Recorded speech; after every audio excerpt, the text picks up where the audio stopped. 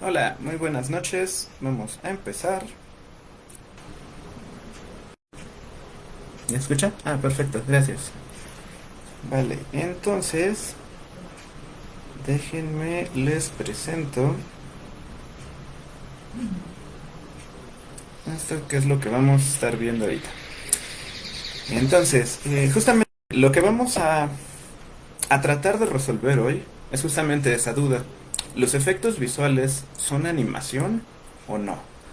Entonces, para eso necesitamos nosotros analizar varias cosas y entre ellos la pregunta clave, que es con la que siempre arrancamos prácticamente todas mis clases, que es esta: ¿qué es animación? Ustedes van a escuchar y van a encontrar muchas definiciones. Van a encontrar que la animación son técnicas para hacer que se muevan objetos, van a ser técnicas de simulación de movimiento y cosas por el estilo. Pero la verdad es que la definición más básica y más clave de animación es que es la ilusión de vida. Si ustedes logran que un zapato parezca que tenga vida, es que ya lo animaron. Si ustedes tienen una secuencia de dibujos que logran dar la sensación de que tienen vida, es porque ya lo animaron, ¿de acuerdo? Entonces, ese es como el primer punto clave. La animación es nosotros dar esa sensación de vida. Podemos utilizar las mismas técnicas de animación para crear algunas otras cosas, ¿de acuerdo? Pero lo primero importante siempre es eso. La animación, justamente por la etimología que tiene, animación, anima, donde viene, y sion de simulación, entonces es lo que nos representa. ¿De dónde viene toda esta parte de la animación? No nos vamos a remontar a toda la historia de la animación, pero por lo menos sí al origen. Y el origen viene de varios juguetes, que eran prácticamente como algunas figuras que se iban presentando, que se conocían como zootropos, fenasquitoscopios, eran prácticamente un círculo. Ustedes de alguna manera le daban vueltas y a cierta velocidad, debido a la persistencia de la retina, se quedaba plasmada la imagen en el ojo del espectador. Entonces nos daba la sensación de que ese objeto, ese personaje o lo que fuera, se estaba moviendo. Esa es más o menos la base. El francés Émile Renault creó un aparato que se llamaba praxinoscopio. Venía justamente de un avance del zootropo. Este objeto, o este elemento, a lo que se refería, este de aquí era un zootropo. Ustedes tenían unas imágenes en la parte interior, lo iban girando a cierta velocidad, les daba esta sensación. Se generó como un juguete. Y justamente en esta zona de aquí, estos dibujos eran los que ustedes podían ir viendo animados. El praxinoscopio original que creó Émile Renault funcionaba a partir de espejos. Mostraba las imágenes en la parte interior y tenía los espejos en esta zona de acá. Entonces al momento en el que ustedes giraban, lo que estaban viendo era el reflejo. Y él se dio cuenta que podía hacer muchas cosas con toda esta clase de reflejo. Entonces, después, editó ese mismo praxinoscopio y lo puso en lo que prácticamente se conoce como una linterna mágica, que es en sí un predecesor de un proyector. Lo que hacía es que tomaba un lente, aquí hacía que rebotara una luz y la proyectaba sobre una superficie. Entonces, estos fueron varios experimentos que estuvo trabajando durante ciertos años. Y después, el 28 de octubre de 1892, él generó ya lo que llamó el teatro óptico. Este teatro óptico, a lo que se refería, era un praxinoscopio muchísimo más grande y más elaborado que podía funcionar para proyectar algo en un teatro. Entonces tenía aquí varias manivelas, él tenía varios rollos, podía ir modificando los tiempos, podía ir modificando lo que presentaba. En uno tenía un fondo, en el otro tenía un personaje. Y justamente el 28 de octubre de 1892 fue el debut en un teatro en Francia, donde él hizo la primer presentación pública de una animación. Justamente por eso es que el 28 de octubre se conmemora el Día Internacional de la Animación, para conmemorar esta primera proyección que se hizo. Dentro de esta primera proyección, él presentó tres pequeñas animaciones. Una de las que todavía se alcanza a conservar es esta. Era una animación que dura aproximadamente 4 minutos y medio. Son 500 dibujos los que él hizo para todos estos personajes. Y si ustedes pueden notar aquí, el fondo es estático Este es un error que se cometería más adelante, porque algunos no lo harían, y este mismo acierto de poner el fondo por aparte se utilizaría después en la parte de efectos visuales. Pero eso lo vamos a comentar en un momento más. Esta animación todavía presentaba algunos problemas con los movimientos de los personajes, pero empezó a desarrollar, les digo, técnicas de animación, técnicas de creación de capas y técnicas de proyección. Entonces todo esto fue lo que le ayudó a él a desarrollar como ciertos avances. Tuvo un pequeño problema, y su pequeño problema, bueno, ahorita llegamos a eso, pero su pequeño problema fue Edison y los hermanos Lumière. Entonces empezaron a tener como mayor facilidad ellos para producir material fílmico, y él se tardaba muchísimo. Él pintaba todo a mano en acuarela. Entonces al momento de tardarse tanto, él lo que quería era hacer una animación, un proyector estereoscópico que les diera como la sensación de profundidad ya en la pantalla, pero no le dieron el presupuesto suficiente. Y empezaron a olvidar su trabajo, empezaron a dejarlo rezagado, y un día, en un arranque de ira, agarró su praxinoscopio, agarró sus películas y las tiró al río. Entonces prácticamente está perdido la mayor parte del trabajo de Emile Renault. Este es uno de los pocos que todavía se conserva y lo pueden encontrar completo en YouTube. ¿Va? Entonces este es el origen de la animación. A partir de aquí fue donde se empezó a dividir entre cine y animación. Entonces pueden ver la animación surgió bastante antes de lo que probablemente se imaginaban. Vamos a hablar básicamente sobre técnicas de animación. ¿Qué vendrían a ser estas? Se dividen realmente en técnicas 2D y 3D. Las técnicas 2D se refieren a animación tradicional, que puede ser sobre acetatos o sobre papel. Puede ser animación que se conoce como cutout, que vendría a ser un ejemplo como esta.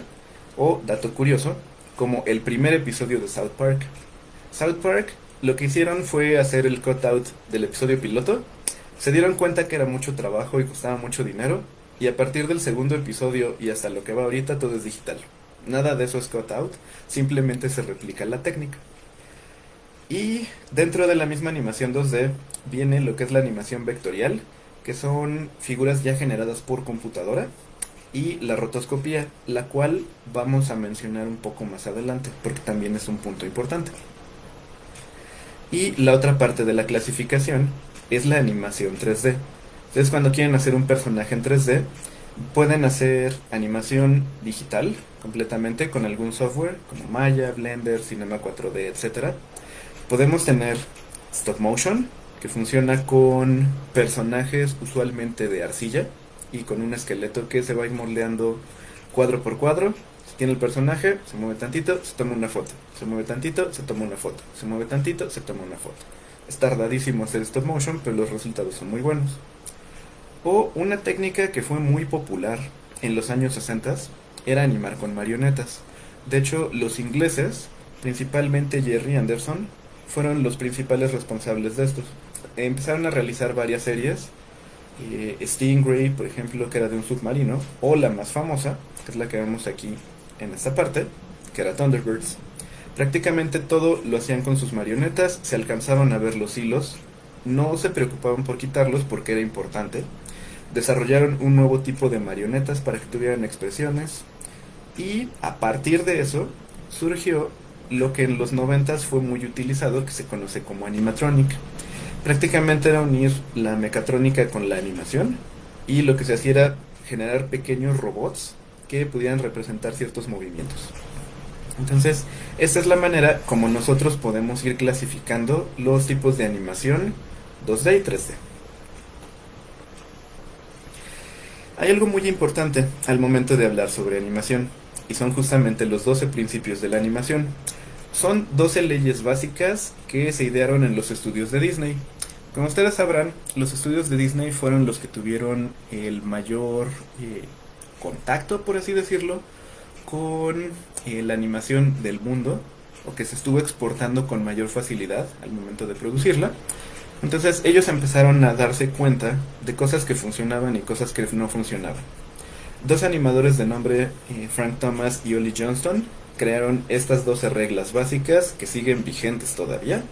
Si alguien de los que nos está escuchando estudia animación o está estudiando animación, su libro The Illusion of Life o La ilusión de la vida es prácticamente conocido como la Biblia de animación. Es como uno de los libros más importantes, así que eso sí les convendría leerlo.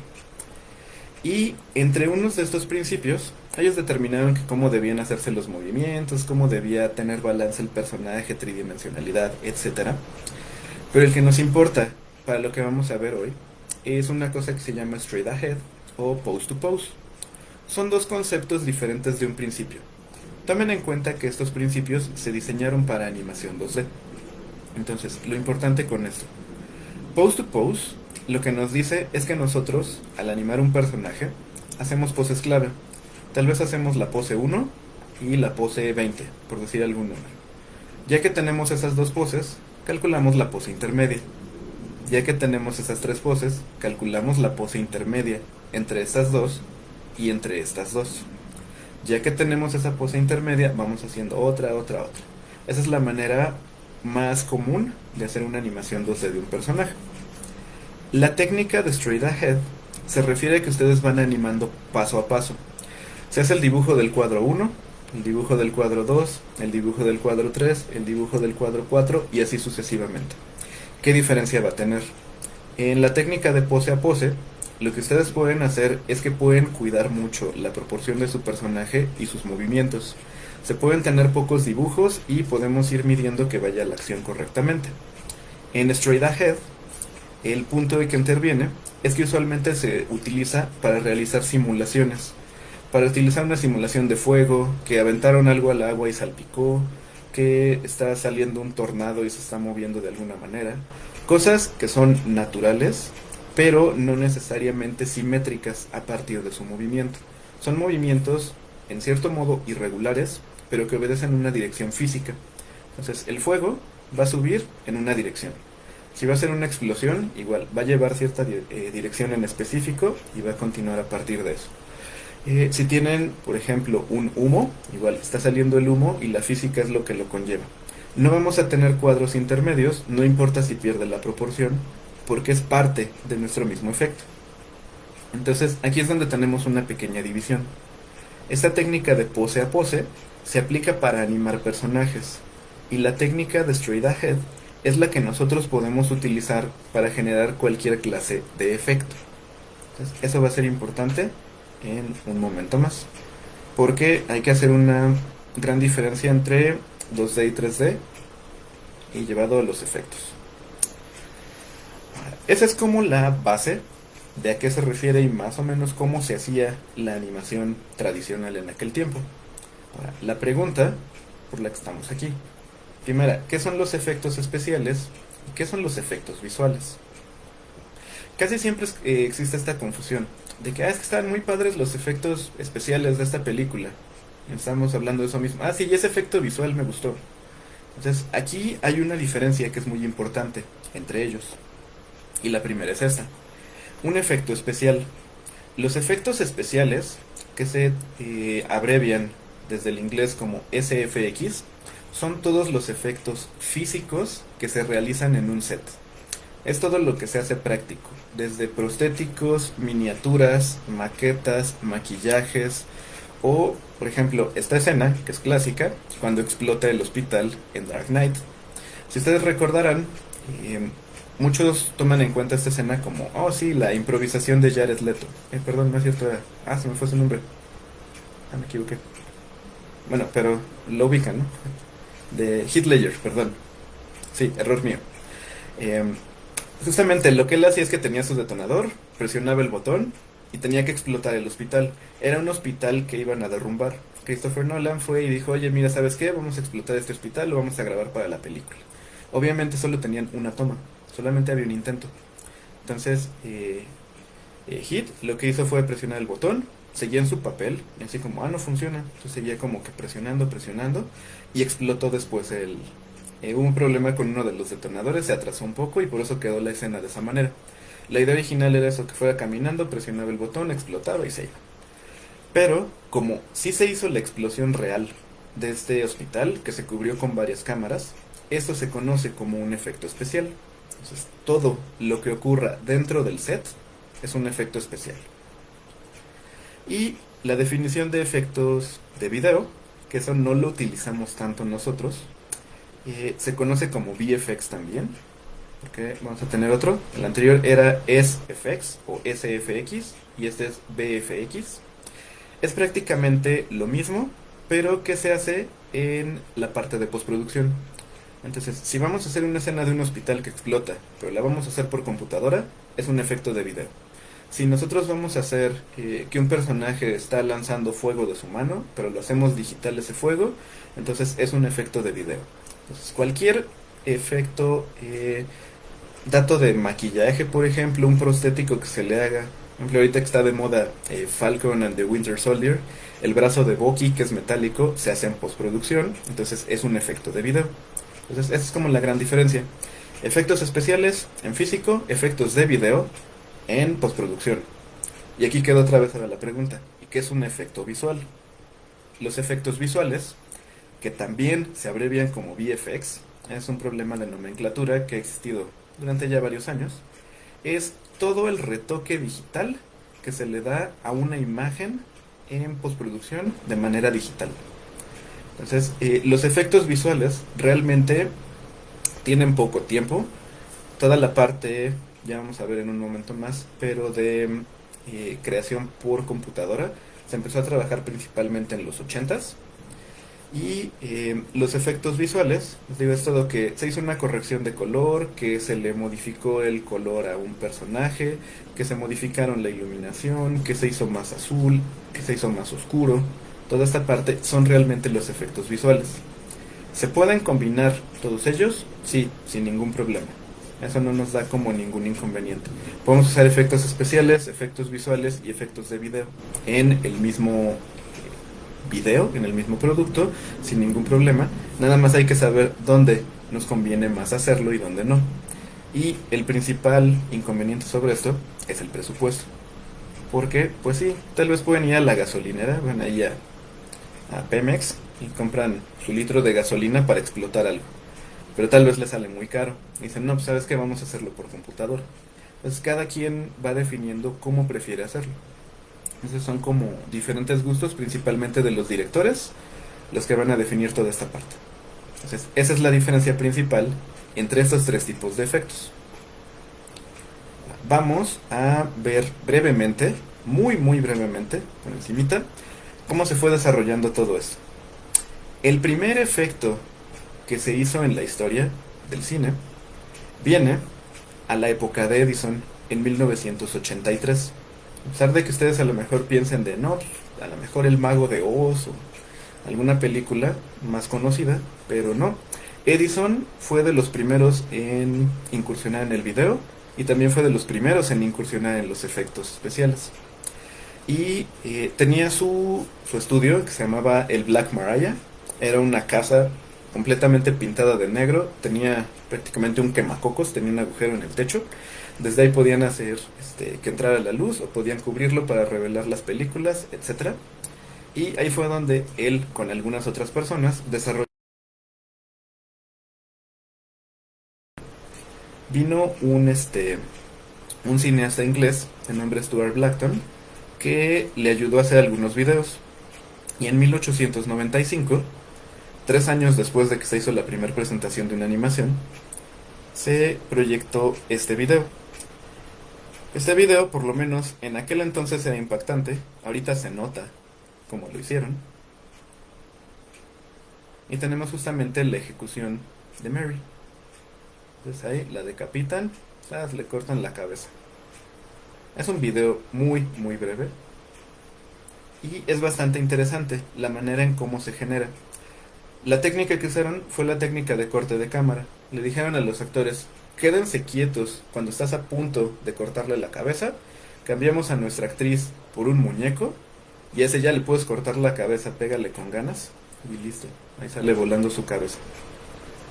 Originalmente no era muy...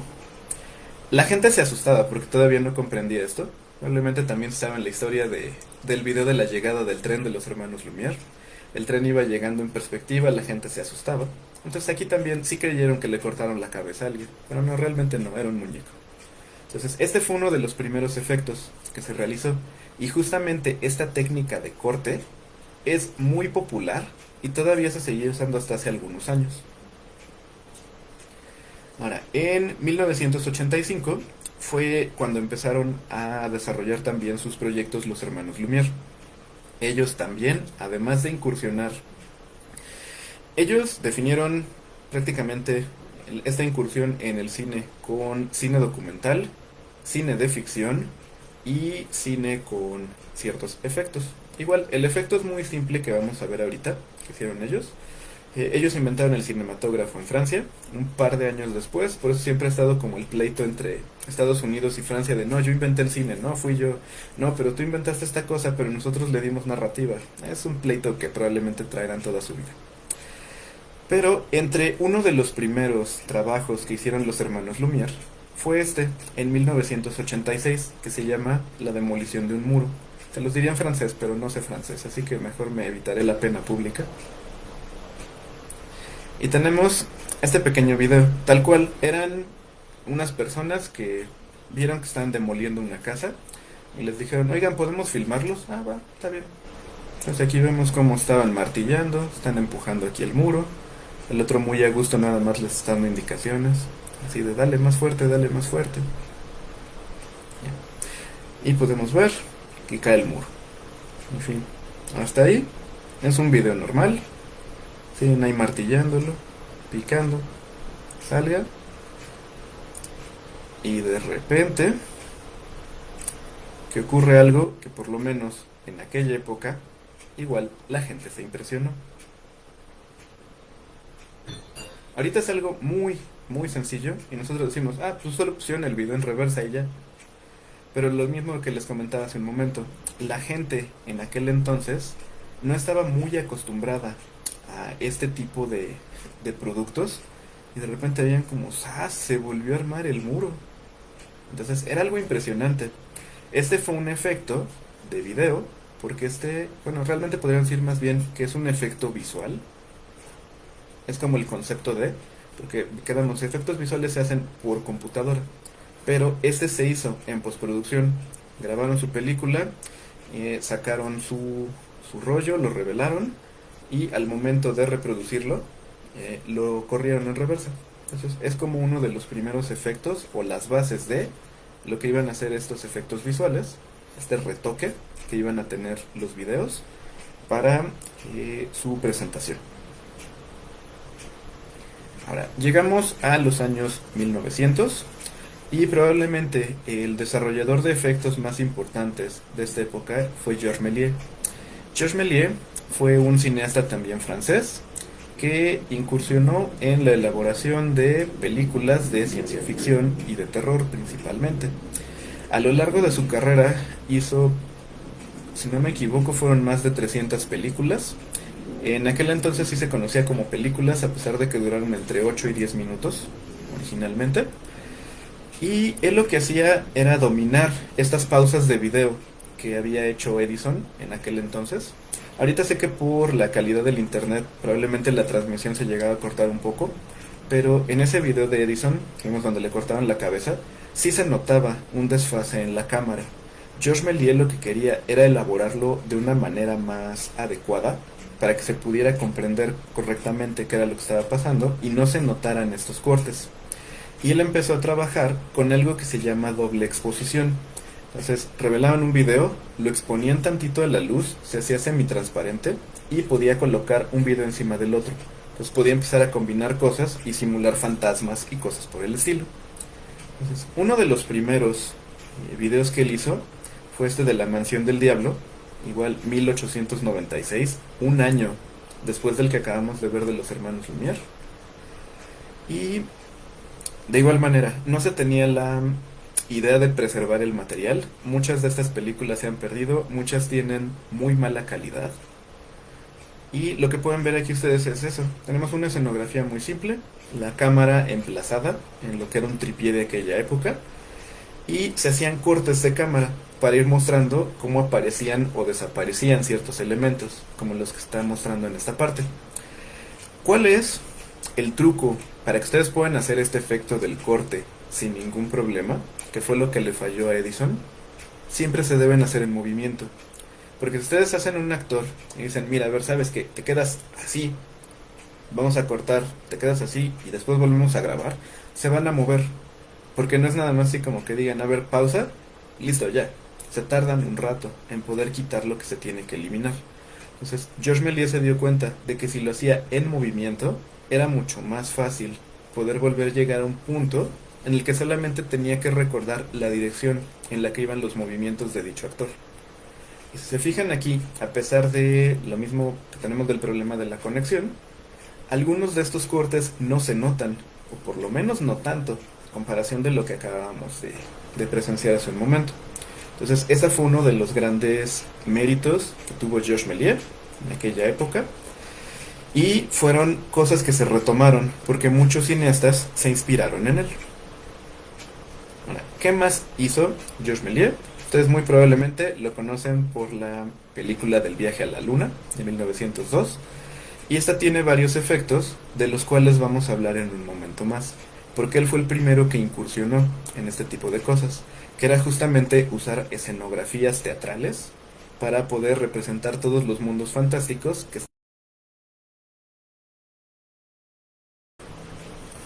Ahora, en los años 1910 se dieron cuenta que podían combinar video con animación, y uno de los principales que se dio cuenta que podía hacer eso era Max Fleischer. De hecho, Max Fleischer empezó a trabajar animación ya casi al final de esta década, como por 1918-1919, porque empezó a ver que la animación se empezó a producir en mayor proporción y en mayor calidad. La animación originalmente la hacía gente que ni siquiera sabía dibujar, entonces no tenían como muy buenas proporciones, muy buenos movimientos. En 1912 vino Winsor McCay, él le dio mucho mejor calidad y subió el estándar de animación en Estados Unidos. Entonces Max Fleischer no sabía qué era lo que podía hacer. Entonces trabajó también con video, con efectos mágicos. Trabajó e inventó una cosa que se llamó el rotoscopio. Y también utilizó la sobreposición de videos. Usualmente con sus animaciones las podía hacer sobre acetato y podía generar este tipo de elementos. La pregunta, que sí es importante, ¿qué es el rotoscopio? El rotoscopio es prácticamente este atril donde lo que hacía la persona que lo trabajaba es que teníamos esta parte, tenía aquí su video previamente hecho y lo proyectaba sobre este pequeño acrílico. Entonces ahí ponía su acetato, su hoja donde lo fuera a trabajar y calcaba tal cual la imagen que tenía en el video. No era como un proyector, así un reproductor, sino que hagan cuenta que era como una pequeña moviola, le movía una palanquita, pasaba un cuadro, le movía la palanquita, pasaba otro cuadro. Tenía mucho control de qué era lo que iba a estar utilizando. Entonces podía redibujar esto y podía tener movimientos con personajes muchísimo más fluidos. De hecho, una de las primeras animaciones que hizo es esta, y su personaje era un payaso de nombre Coco. El personaje lo hizo a partir de su hermano mayor, que era payaso. De hecho fue a quien rotoscopió. Su hermano mayor es el que aparece aquí. Y si llegan a estudiar un poco más de historia de la animación, prácticamente todos hacían esto. Se presentaban ellos, ponían su mano y empezaban a dibujar. Así poco a poco y se empezaba a crear. Hasta aquí la animación no tiene como gran avance todavía de lo que se conocía hasta la época. Pero justamente en el punto donde termina de dibujar al personaje, a Coco, y se empieza a mover, ahí es donde se nota muchísima calidad. Y es justamente por eso, porque prácticamente esta técnica se refiere a calcar el movimiento humano, y esto también sería retomado al momento en el que se empiecen a realizar efectos visuales, desde hace aproximadamente 20 años, más o menos. Si se fijan, aquí la animación del payaso cuando hacía esto era mucho más simple, porque eso sí lo dibujo cuadro a cuadro.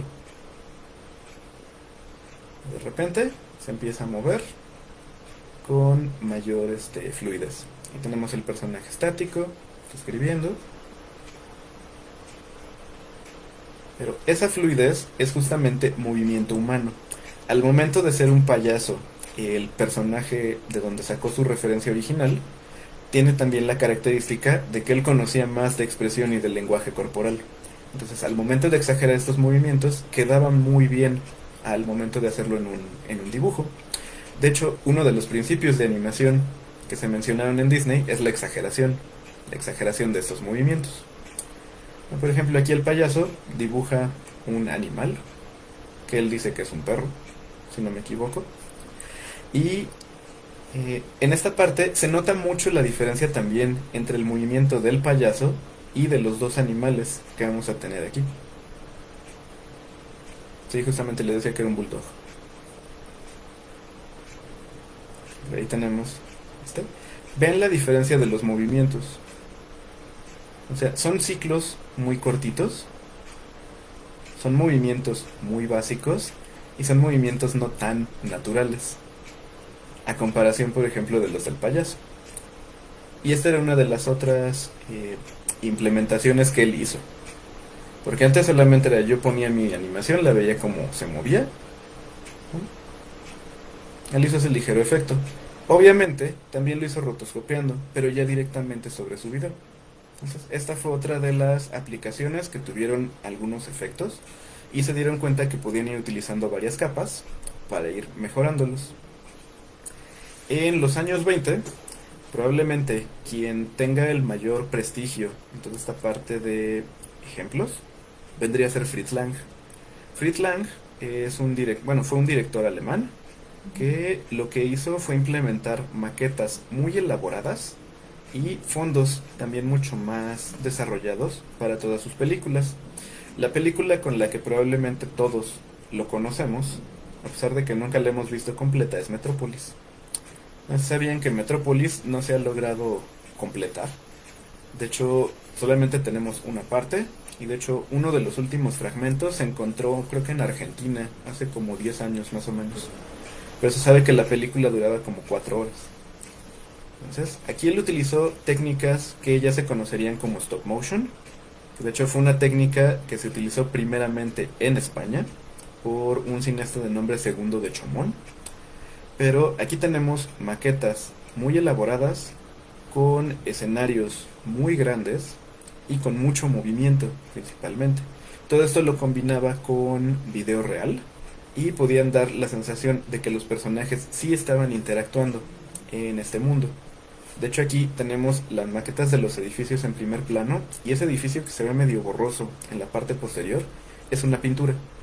De hecho, igual, como ya se los había mencionado, lo vamos a mencionar más adelante porque también lo hizo Georges Méliès, pero todavía no estaba como muy definido cómo se iba a aplicar esta técnica. Entonces, vinieron después los años 30. Los años 30 fueron realmente el boom de toda la creación de efectos especiales. De efectos especiales y efectos en postproducción. Aquí se generó lo que se conoce como el rear projection, el traveling matte, los matte paintings, es donde vamos a llegar a ese punto. Se utilizó todavía con mayor coherencia, pudiéramos decirlo, la rotoscopía, y se utilizó también todavía en mayor cantidad el stop motion. Ahora, en los años 30 no podemos como definir realmente quién hizo más cosas, porque fueron como muchísimos los avances que se estuvieron trabajando, y mejor vamos a definir qué es cada uno. El matte painting es una técnica, se sigue utilizando todavía hasta la fecha, pues se lo preguntan también, en la que se hace una ilustración hiperrealista de un fondo o de un escenario. Por ejemplo, esta es una ilustración de un escenario de Star Wars, que fue como el punto climático de la elaboración de matte paintings. Entonces, todos estos paisajes, mundos fantásticos, resulta muy complicado en aquel entonces modelarlos en el mundo real, o en este caso todavía incluso generarlos tridimensionalmente, que se hace una sola ilustración. Y de hecho hay maestrías y especialidades únicamente definidas para matte paintings. Si ustedes ven los créditos de las películas hoy en día, igual hay un apartado, justamente en esos créditos, para los artistas de matte painting. Entonces, estas pinturas se empezaron a tomar en cuenta desde lo que vimos ahorita de Émile Renoir, que les digo, él tenía un fondo y encima ponía sus personajes. Eso prácticamente era un matte painting. Lo que hizo Georges Méliès, de que tenía su escenografía y atrás tenía una lona con su fondo, es un matte painting. Lo que tenía aquí Fritz Lang en el video anterior de ese edificio era un matte painting. El punto de todo esto es que se logra integrar de manera correcta y hubo muchísimas maneras de hacerlo. Y la que encontraron que fue mucho más útil fue a partir de un vidrio. Esta es una escena de una película donde se hacía un arca y tenemos en la parte superior izquierda lo que viene a ser el escenario real. Aquí ya está recortado, pero esto es lo que era real en la filmación. Y como era muy caro armar un arca de verdad nada más para esta escena, entonces dijeron, vamos a pintarla. Se debían tener muchos conceptos de física y de óptica para que esto funcionara, porque se hacía de esta manera. Se pintaban sobre un vidrio. Vamos a marcarlo acá. Se marcaba en un vidrio y se ponía entre la cámara y el escenario de lo que se quería presentar. Entonces, el matte painting nos daba la sensación de que aquí esto ya era parte de nuestro mismo escenario. ¿Cuáles eran los inconvenientes de los matte paintings en vidrio? Necesitaban el ángulo exacto, el punto exacto donde se pudiera hacer y la iluminación del día, porque usualmente se utilizaban en exteriores. Entonces se hacía la pintura para, por ejemplo, un día despejado a las 12 del día. Si empezaban a filmar a la 1 de la tarde y estaba medio nublado, muy probablemente ya no les iba a servir el matte painting. Entonces era una de las complicaciones principales que había en esta época. Y lo utilizaron en muchísimas películas. Lo utilizaron, por ejemplo, en Terremoto. Esas son prácticamente puros matte paintings, la destrucción. O la escena del final del Planeta de los Simios, cuando está la Estatua de la Libertad ahí enterrada en la playa. Esa fue hecha también con un matte painting. Y como les mencionaba, el punto principal de esta aplicación de matte paintings fue Star Wars. Para decir, no vamos a armar el montón de armaduras de estos Stormtroopers para que salgan 5 segundos en pantalla y formarlos aquí, mejor vamos a pintarlos, nos sale mucho más barato. Entonces, en esta escena, el vidrio no tenía absolutamente nada en toda esta parte y los personajes que sí se movían venían caminando por aquí y pasaban hacia acá. Y todo lo demás era una pintura. Muchas de las partes y efectos de Star Wars vienen hechos de esta manera. Entonces, esa era la manera como se iban creando. Este es otro matte painting para Star Wars. Y era justamente esta parte donde no tenía nada y donde se podía ir agregando cada uno de los elementos.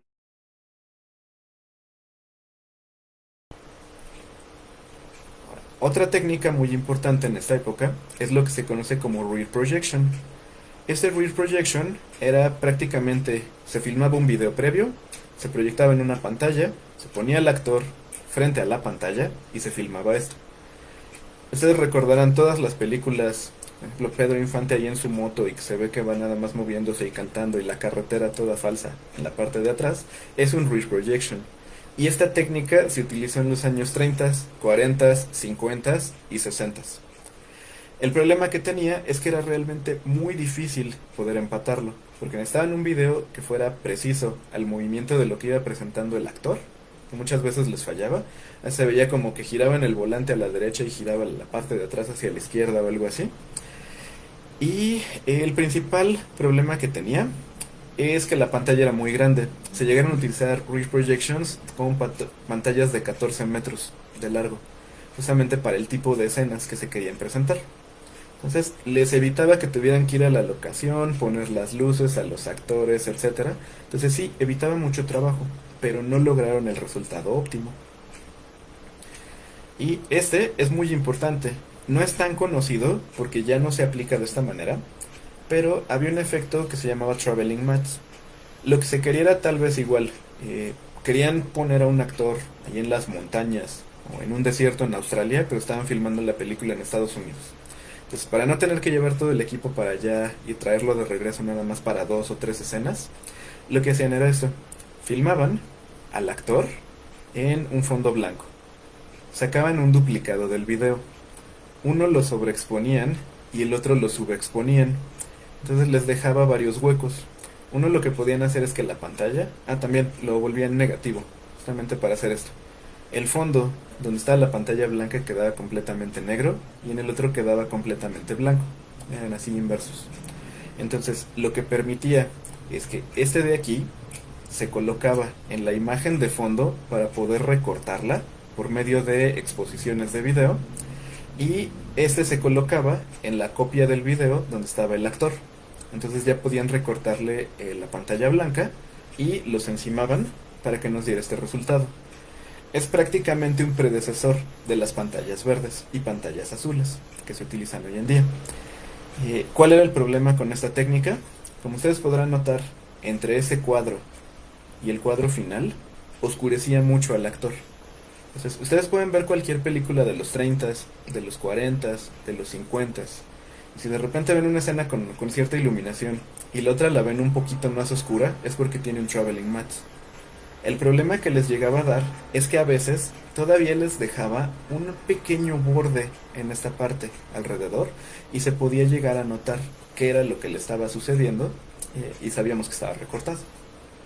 Entonces fue una técnica que se mejoró.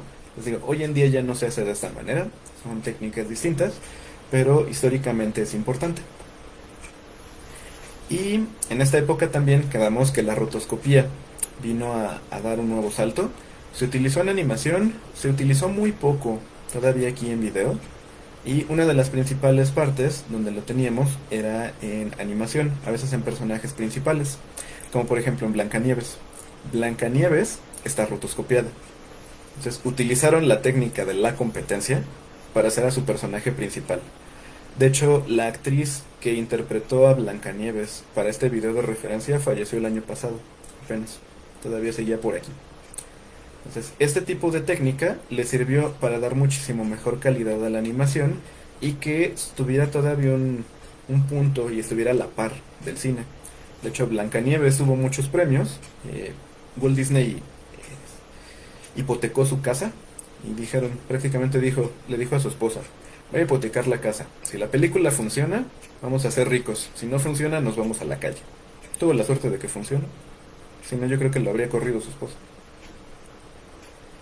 Y justamente una de las escenas más importantes de Blancanieves es esta de aquí del baile. Los enanos están animados cuadro a cuadro con técnicas tradicionales, pero Blancanieves está rotoscopiada. No se rotoscopiaron todos los cuadros del video, sino que se recortaron unos cuantos para que se pudiera integrar de manera correcta y no resaltara su movimiento. Lo mismo que le pasaba a los hermanos Fleischer, que después se unió también su hermano, Dave, y ellos tenían el problema de que su protagonista se movía muy diferente que el resto de los otros personajes. Entonces ellos supieron integrarlo de una mejor manera. Y esta integración sería importante para el desarrollo de todo el resto de la animación y de los efectos.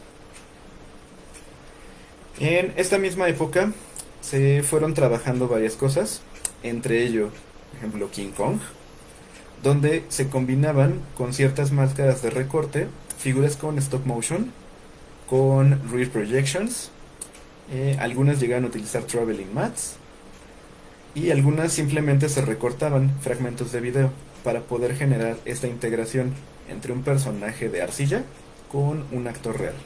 La otra parte la lograron viendo cómo podían editar su video. Entonces, no en todas aparece King Kong. Donde aparece King Kong solo, se graba en una parte, donde hace la interacción con el personaje. Se tienen que planear correctamente para que dicha interacción funcione real y no se vean nada más encimados.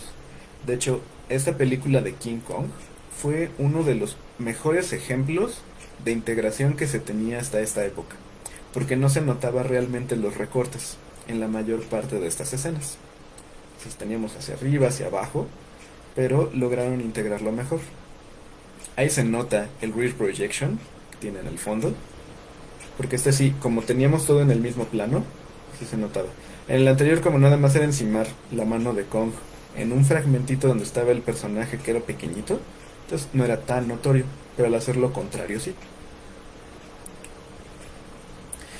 Los años 40 vino Orson Welles. Orson Welles es un cineasta que no es tan bien recordado porque tuvo momentos muy buenos y momentos muy malos en la historia del cine, y uno de sus momentos muy buenos fue El Ciudadano Kane. El Ciudadano Kane, probablemente aunque ustedes no lo crean, o no se lo imaginen, tiene un montón de tomas y encuadres falsos. Tiene un montón de matte paintings, tiene un montón de traveling mattes y tiene un montón de videos que prácticamente se encimaron uno con otro.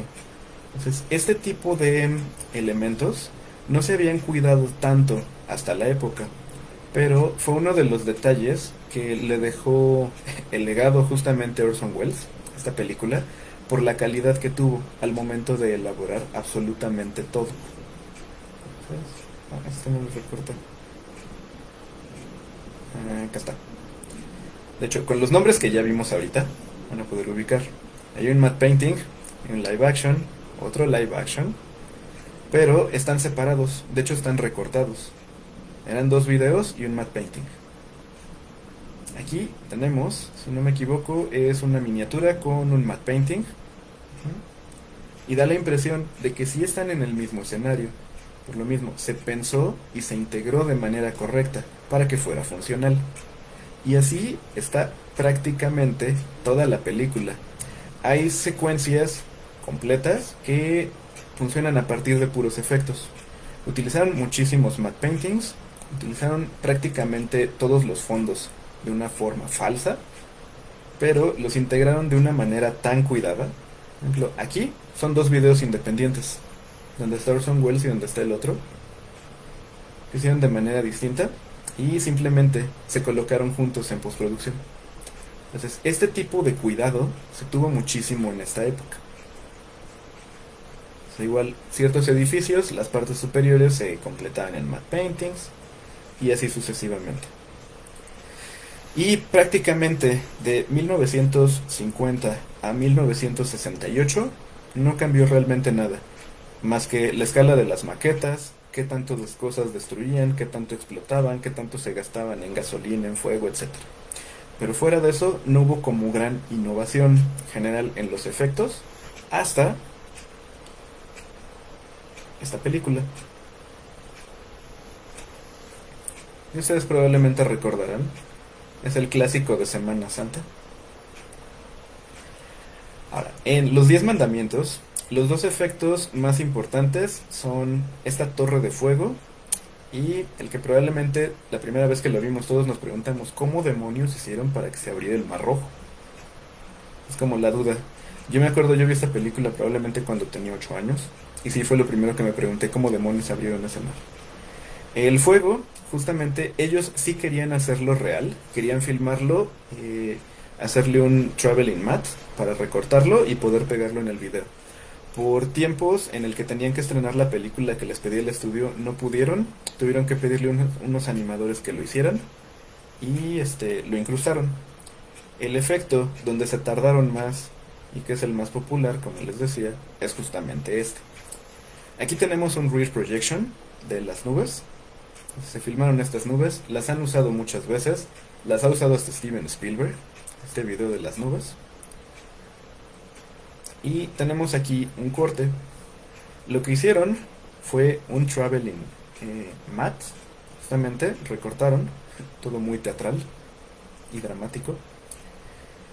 Y lo que hicieron con esto fue filmar un bloque con agua que ellos simplemente derramaron y para darle una consistencia similar a la del mar, a esa agua le pusieron gelatina, pues para que quedara no tan aguada sino medio viscosa, pues eso da como esa consistencia y el video simplemente se proyectó en reversa.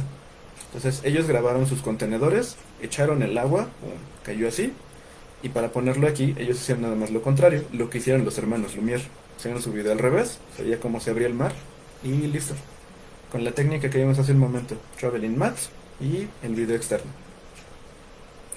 Sí, toda esta parte era mucho ingenio, mucha imaginación.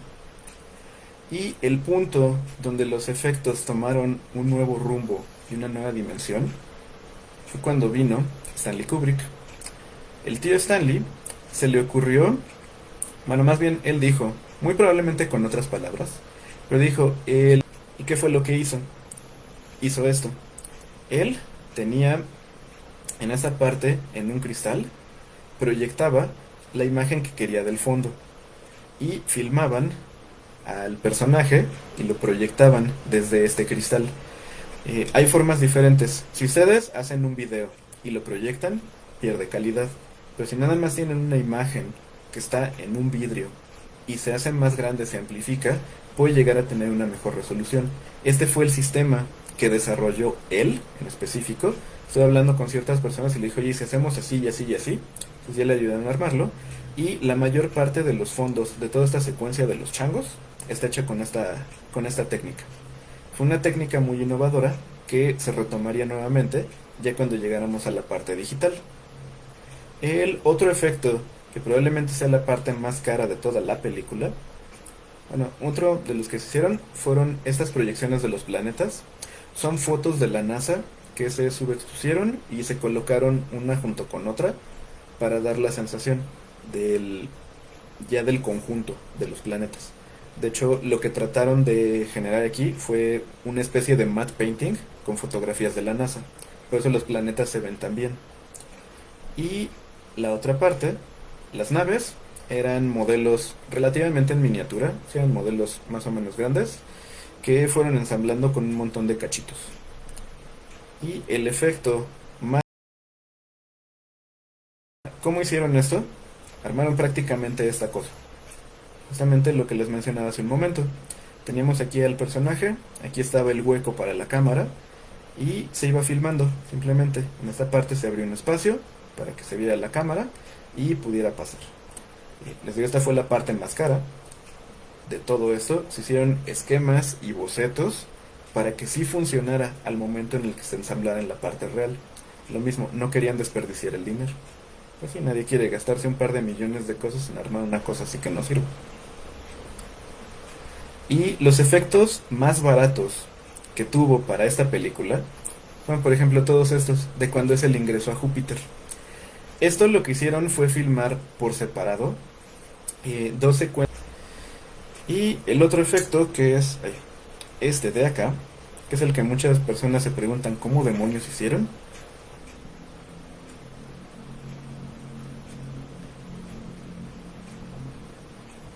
Y después de eso, el siguiente avance muy importante en generación de efectos vino a ser Star Wars, como ya habíamos mencionado hace un momento.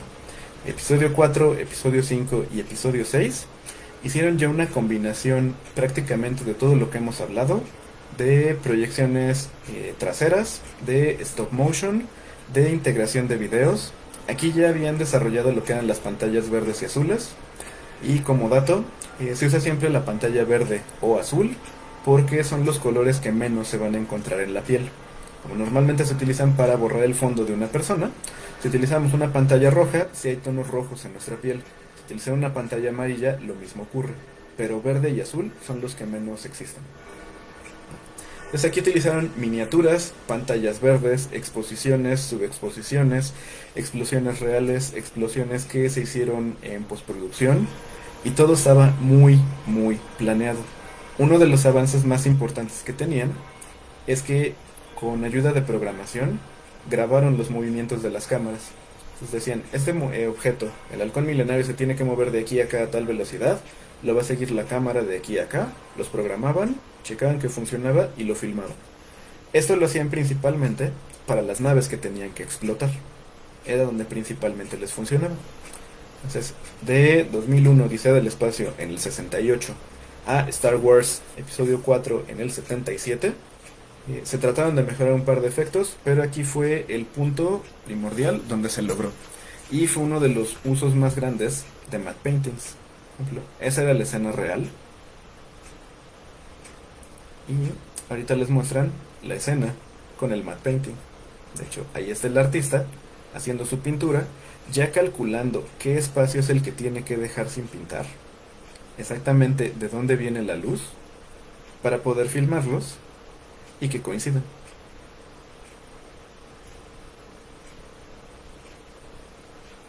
Entonces, aquí estoy esperando justo que venga el momentito donde se muestra ya la integración. Aquí lo están ajustando y ahí va. Entonces, esa ya es la composición final.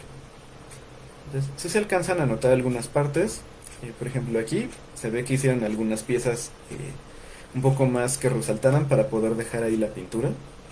Y fue, les digo, uno de los máximos puntos que había hasta la fecha de los efectos especiales. Después, quien vino y los trató de mejorar todavía más fue Steven Spielberg. En el mismo año que salió Star Wars, salió Encuentros cercanos del tercer tipo, donde también utilizaba proyecciones traseras como las de Kubrick y donde utilizaba modelos también como los de Kubrick. De esa fue de la manera como también hizo esta nave.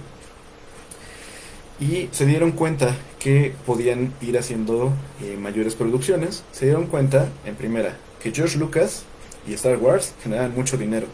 Y se dieron cuenta que Steven Spielberg, con todo lo que hacía, generaba mucho dinero. Entonces prácticamente a ellos les dejaban hacer lo que quisieran. Entonces decían, mira, ¿sabes que yo quiero hacer mi película con esta nave y que sea así? Decían, Spielberg va a dar dinero. Va, sí, dile que sí. Era más o menos la manera como permitían estas cosas. Y después ya vinieron los años 80, donde se introdujo este que se conoce como el CGI. El CGI o Computer Generated Images, imágenes generadas por computadora, se empezaron a trabajar a partir de los 60s, ya algunas series de simulaciones, animaciones por computadora para generar algunos efectos. Y el mayor punto donde se empezaron a integrar en video real fue en la película de Tron de 1982. Si lo comparamos con lo que se hace hoy en día, sí se veían muy feitas, pero para la época fue un muy gran avance. Toda esta carrera de las motocicletas generada de esa manera por computadora fue un avance importante que abrió paso a todo lo que venía. Los años 90 se caracterizaron ya por la integración un poco mejor de efectos digitales y la combinación de todo lo previo. Entonces, por ejemplo, James Cameron y Steven Spielberg otra vez fueron los principales desarrolladores de toda la parte de efectos visuales. De hecho, James Cameron, prácticamente todas sus películas, lo que él menos le preocupa es la narración. Él dice, a ver, vamos a agarrar esta historia de este lado, sí, ahí está. Va, pero ¿cómo vamos a hacer que se vea impactante de manera visual? Entonces, todos los efectos que hace Cameron es la médula realmente de lo que se ve en su cine. En Spielberg sí le interesa la narración, pero también le interesa esta parte de que se vea bien. Entonces empezaron a combinar ya animatrónicos, los fondos, pantallas verdes, digitales. Empezaron a ver en qué punto convenía mejor utilizar cada uno de ellos para que les diera un resultado final lo mejor posible. Y adelantándonos ya un poquito más, en el 2004, aquí hay como una pequeña duda. Hubo otra película que se llama Captain Sky y esta Immortal, que es de el artista europeo de nombre Enki Bilal. Creo que fue su primer largometraje que realizó. Esta película de Immortal es de ciencia ficción y fantasía y tiene la característica de que se cree por tiempo de inicio de producción, que fue la primer película que se hizo completamente en pantalla verde. Ninguna de las escenas tiene un fondo real. Todo está hecho con un matte painting, con un modelado digital o con alguna extensión del escenario, pero todas las escenas están hechas con pantallas verdes.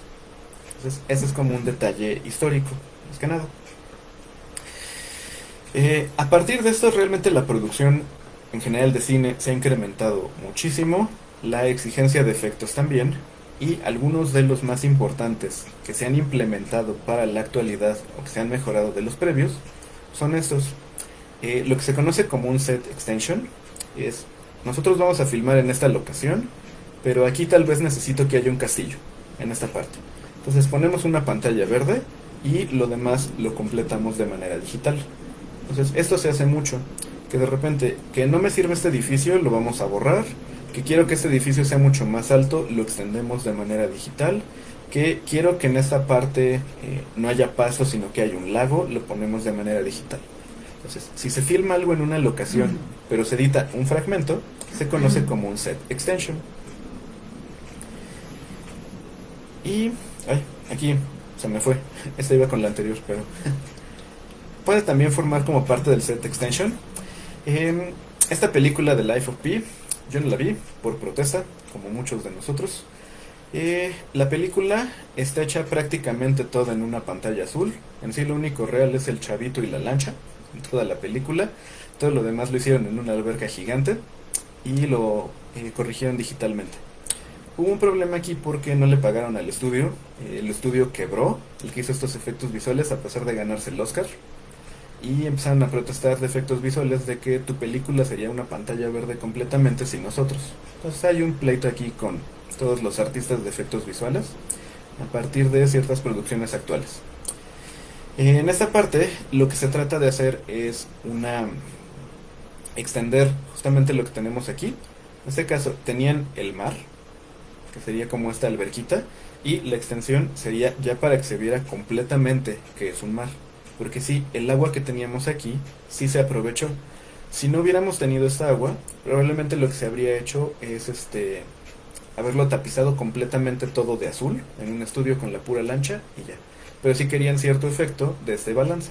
Entonces son algunas cosas que se pueden ir extendiendo en los efectos. Otra que es muy importante, que vino prácticamente a partir de la rotoscopía de Max Fleischer, es el motion capture. Y la captura de movimiento se refiere a que a un actor se le pone un traje negro que sea antirreflejante, porque casi todos estos sistemas funcionan a partir de luces infrarrojas. Lo que van a hacer es que les van poniendo puntos, así como estos aquí que se ven medio brillantes de esta imagen de aquí, al actor. Depende del tipo de máquina o de sistema que se esté utilizando, dónde se van a acomodar. Usualmente son de 52 a 60 puntos para lograr detectar el movimiento. Entonces, se graba con estas cámaras infrarrojas al actor haciendo lo que sea, y esto se le lleva a un modelado hecho en 3D, hecho en CGI, ¿no? ¿Qué características tiene? El primero, les da un movimiento muy real. No nos da así como que digan, ay, si voy a grabar mi motion capture, se lo pongo a mi personaje y listo. No, normalmente se tiene que editar, porque, como les digo, algunos sistemas funcionan con infrarrojos. Si yo tengo un marcador aquí y hago este movimiento, en este fragmento deja de detectarme este marcador. Entonces tenemos nosotros que reconstruirlo de manera digital antes de asignarle el movimiento al personaje. El otro problema que tienen es que son sistemas muy caros. Algunos de los sistemas más viejitos que se conocían de motion capture, porque ahorita ya hay muchísimos, cuestan, así el más barato, si alguien de ustedes quiere poner uno en su casa, aproximadamente como 2 millones de pesos. Aprox. Es de uno de los sencillitos con 8 cámaras. Entre más cámaras tengan, más rango de movimiento pueden tener, y pueden tener más o menos reflejos. Lo que se recomienda aquí también es que no usen aretes, piercing ni nada de eso mientras se graba, para que no choque con esta información. Y se ha utilizado mucho hoy en día. Por ejemplo, así hicieron a Gollum para las películas del Señor de los Anillos. Así hicieron a Smaug. Benedict Cumberbatch le pusieron un traje de mockups y lo filmaron con estas cámaras de mockups arrastrándose por el piso simulando que era el dragón. Es muy divertido ver eso, honestamente. Y el primer personaje en una producción de largometraje que se hizo con captura de movimientos fue el queridísimo para los fans de Star Wars, Jar Jar Binks. Fue el primer personaje hecho completamente con captura de movimiento. Entonces sirve para integrar en acción real a un personaje que es completamente generado por computadora. Y así hacen ya prácticamente a muchos personajes, porque es más fácil que maquillar a un actor. Por ejemplo, había películas que tenían que maquillar al actor durante 6, 8 horas. Aquí es más fácil, ponte un traje, te tarda 5 minutos en lo que te ponemos los marcadores y detectamos tu movimiento. Entonces, por facilidad y tiempo, funciona mucho la captura de movimiento. Y algo que se vino planteando desde Emile Renault y desde los Traveling Mats y toda esta parte, es lo que hoy en día conocemos como el compositing. El compositing es toda la unión de elementos externos de una película para conjuntarlos y que parezca una sola imagen. Piensen que más o menos hoy en día una película es como una cebolla que tiene capas, así como los ogros. Y lo que se va haciendo es que toman una imagen del fondo, ponen otra imagen por aquí, otra imagen por aquí, otra por aquí, y tienen montones de capas para una sola escena, y les va a dar el resultado que se está buscando. Entonces, usualmente se utiliza con mundos fantásticos, escenas de riesgo, explosiones y cosas por el estilo. Y en este caso, entre más capas tenga una escena, más control van a poder tener sobre ella. Y uno de los más actuales se conoce como photogrammetry o fotogrametría, que prácticamente podríamos definirlo que es como una especie de escáner. Lo que se hace es que se hacen ciertos aparatos, hay algunos profesionales, unos no tanto, pero lo que se necesita es cierta estructura con un montón de cámaras, 360 grados, se puede así en picada, en contrapicada, altura normal, en cenital, en cada uno de los ángulos del actor, y casi siempre, a menos de que tengan flash las cámaras, hay una cámara, una luz, una cámara, una luz. ¿Para qué nos sirve esto? Ustedes pueden tomar fotografías o videos de un actor haciendo lo que sea en cada uno de sus ángulos. Y el primer uso, que es muy importante de esto, es que no vuelva a pasar esto jamás en la historia del cine. Jamás queremos volver a ver a La Roca como el Rey Escorpión con esta calidad. Entonces, aquí lo que hicieron fue simplemente, pues vamos a ver más o menos cómo es La Roca, generamos un modelado y pues ya más o menos nos queda. Entonces, el problema era ese, que quedaba más o menos. El detalle importante con la fotogrametría es que van a poder hacer muchísimas cosas. Y una de las cosas que van a poder hacer es esta. Voy a confundirlos primero. Este es un video de Hugh Jackman en la película de Logan. Esto es con lo que siempre desilusiono a todo el mundo. Así que esperemos desilusionar y romper muchos corazones aquí. En la película de Logan hubo varias cuestiones. Y una, por ejemplo, aquí ustedes pueden ver a Hugh Jackman justamente haciendo el doblaje para la película en una de las escenas en el exterior. Lo que hicieron con Hugh Jackman es que le hicieron todo el proceso de fotogrametría para esta película y crearon esto. Punto importante es que Hugh Jackman prácticamente podemos decir que no actuó en la película de Logan, su última película de Wolverine, sino que hicieron una cosa que se llama doble digital. Entonces, esa es la imagen final. Y a la derecha ustedes pueden ver la imagen real con el doble de Hugh Jackman, que fue el que grabó cada una de estas escenas. Se le ponían un par de marcadores en el rostro para poder ponerle una imagen completamente digital del actor. Al momento de tener todo este proceso de fotogrametría, tenemos todos los rasgos, todas las cualidades y todas las formas en que le pueden afectar la luz a cada uno de nuestros actores. Pues en este caso, se puede hacer un render o una imagen por computadora hiperrealista de cualquier actor. Entonces, en todas estas escenas era el doble de riesgo el que le estuvo haciendo. Hasta donde yo tengo entendido, lo que ocurría aquí era como tenía poco de haber terminado su tratamiento del cáncer y prácticamente toda esta película estaba hecha en el desierto, no podía exponerse tanto al sol. Entonces la mayor parte de las escenas, por lo menos en exteriores y peligrosas, las hacía el doble y después simplemente le pegaban la imagen de Hugh Jackman encima. Obviamente las garras también, el doble tampoco tenía garras, esas eran digitales. Entonces ahí tenemos el doble, lo borran y encima se pone el Hugh Jackman digital. Y ese es el proceso. Aquí les voy a mostrar unos fragmentitos de esta fotogrametría. Les piden que hagan todas las acciones posibles. O sea, ponte feliz, ponte triste, haz una mueca, ruge, etcétera, para poder hacer un modelado digital exactamente igual y que pueda ejemplificar los mismos movimientos. Aquí es una foto de él y el modelado digital haciendo lo mismo. Esas son las capas, son conceptos de 3D. Ahí ya está con el pelo. Y el siguiente, si no me equivoco, sí, ese es el proceso de la fotogrametría. Entonces le van tomando en todos los ángulos para tener la referencia exacta de cómo le afecta la luz en cada uno.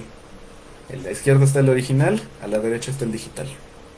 Entonces el punto es que se vea igual. Y eso es lo que ya se hace hoy en día. Esto viene del mismo proceso de mockups, porque sí, teníamos un personaje que se veía real, pero no quedaba completamente igual.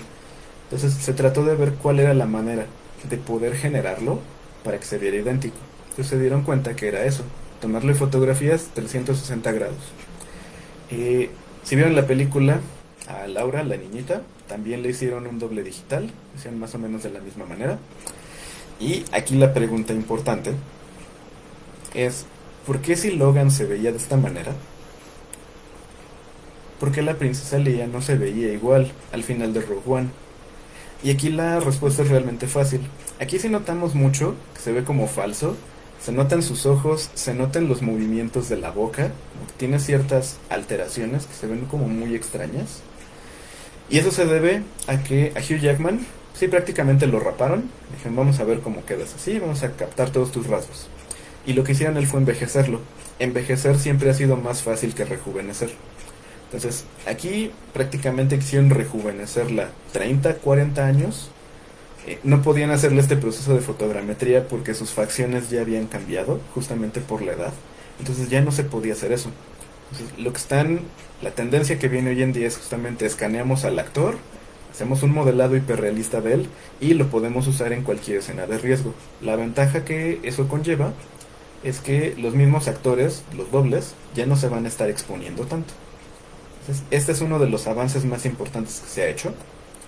Y el siguiente avance importante, que es el que nos está cambiando prácticamente todo el flujo de trabajo, es Mandalorian. La serie de Mandalorian de Disney, lo que hicieron fue generar prácticamente la postproducción antes e incluirla en la producción. Es más o menos el mismo sistema que hizo Stanley Kubrick para lo de Odisea en el espacio. Él tenía su cristal, lo proyectaba en el fondo. Ellos lo que hicieron fue hacer esto que le llamaron el volumen o the volume, que es una pantalla LED de 360 grados, arriba, abajo, etcétera. Entonces ponen un fragmentito de escenario, de escenografía, esta parte, a su personaje, y alrededor ponen el video que ya se hizo digitalmente, con todos los fondos. Prácticamente así está hecha toda la serie. Entonces por eso se ve como una muy buena integración. ¿Cuál es la ventaja que genera esto? Como tenemos a nuestro personaje que tiene una armadura metálica, entonces si lo filmamos en una pantalla verde o azul, lo que le va a suceder es que ese verde se va a proyectar sobre su armadura. Y hay que quitarlo y hay que simular el reflejo de lo que tiene alrededor. Haciendo esto, ya está en un lugar donde sí puede ir reflejando todo ese volumen que tiene alrededor. Entonces no tienen que hacer como muchas cosas después, ciertas correcciones de color. Y aquí nada más un concepto. Normalmente cuando se hacen pantallas verdes, nunca... Lo ideal es que tenga la iluminación completamente parejita en toda la pantalla y que no le esté afectando ninguna sombra y ningún objeto. Eso nunca pasa y nunca va a pasar. Y aquí es donde se reaplicó el concepto de rotoscopía. La rotoscopía se utiliza hoy en día para recortar un actor. Por ejemplo, si es la pantalla verde, entonces recortarle la pantalla verde la vamos a hacer justamente con este proceso, con el proceso de rotoscopía. Cuadro a cuadro se tiene que ir marcando todo el contorno del actor y se le borra el fondo. Pasamos al siguiente cuadro, se ajusta. Al siguiente cuadro, se ajusta. Nadie en la vida les va a decir que ama hacer rotoscopía, sino todo lo contrario. Todo el mundo les va a decir que es la cosa más horrible que hay en esta vida. Entonces se evitan hacer esa rotoscopía porque están en este entorno. De hecho, estos son nada más los productores, los diseñadores de la escenografía dentro de este set con la imagen al fondo. Justamente como las pantallas LED tienen esta calidad que sí se puede proyectar ya en una cámara y ya la puede captar correctamente, entonces nos da este resultado final. Se hacen videos de súper alta calidad, usualmente son como de 16K o eso es un poquito más, y podemos tener un resultado tan bueno como este. Esos son los puntos hasta donde hemos llegado hoy en día con la elaboración de los efectos visuales. Nada más, como por último punto, consejos generales. Si ustedes quieren dedicarse y hacer efectos visuales o trabajar cerca de esto, El primer punto importante es que tengan todo muy planeado. Siempre digan, vamos a hacer esto nos va a funcionar en pantalla verde, esto con stop motion, esto digital, etcétera. Pero siempre planeen todo.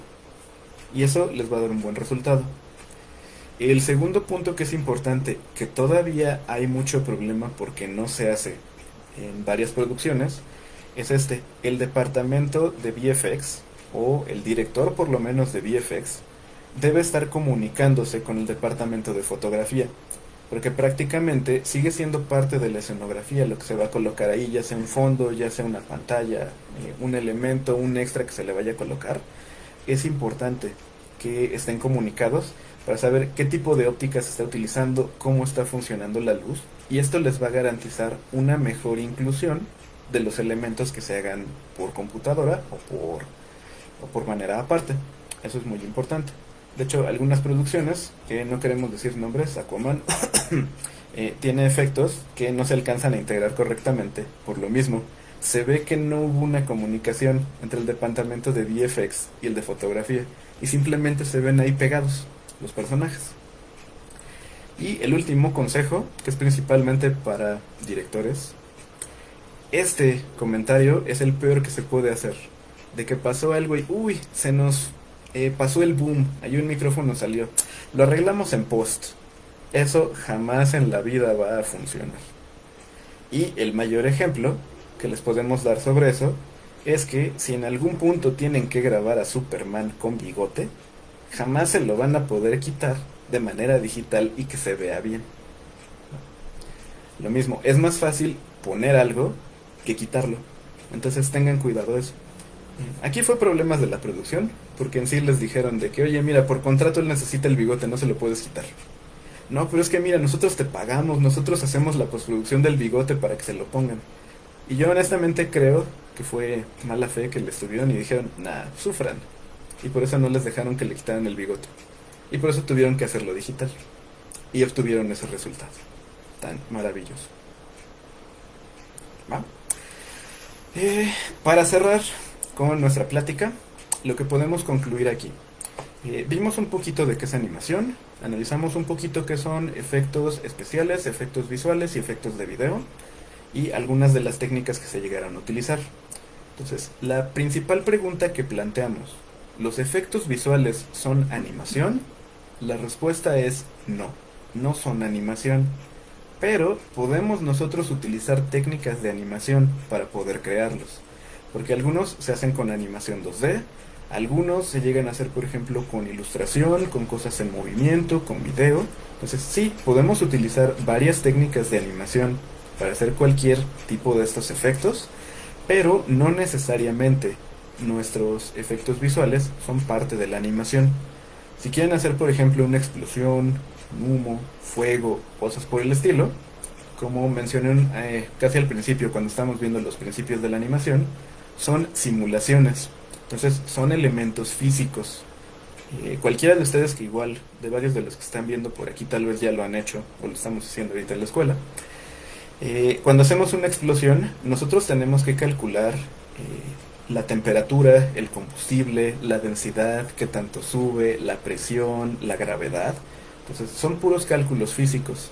Realmente no hacemos como que un dibujo y así en 3D, sino simplemente ponemos valores. Decimos, una explosión debe funcionar así, así, así, así, así, así, así, así.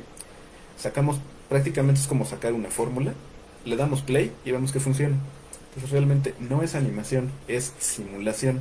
Esa es como la característica más importante que vamos a poder nosotros definir de esta parte de los efectos visuales. ¿De acuerdo? Y con eso llegamos a nuestro final de nuestra presentación y abrimos paso a las preguntas, si es que hay.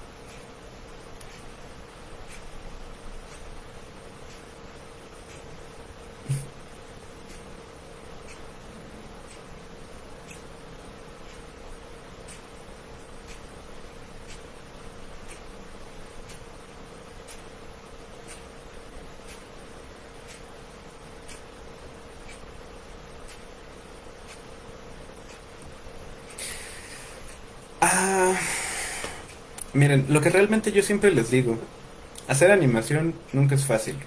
Y si alguien les pregunta que cuál es la manera más fácil de hacer cierta cosa, es que no existe si lo quieren hacer bien. Hacer stop motion es muy tardado y no es nada más y que no, es que es horrible y así. No, es muy tardado por todo el detalle que se tiene que cuidar. Vámonos al primer punto importante para la dificultad en general de el stop motion.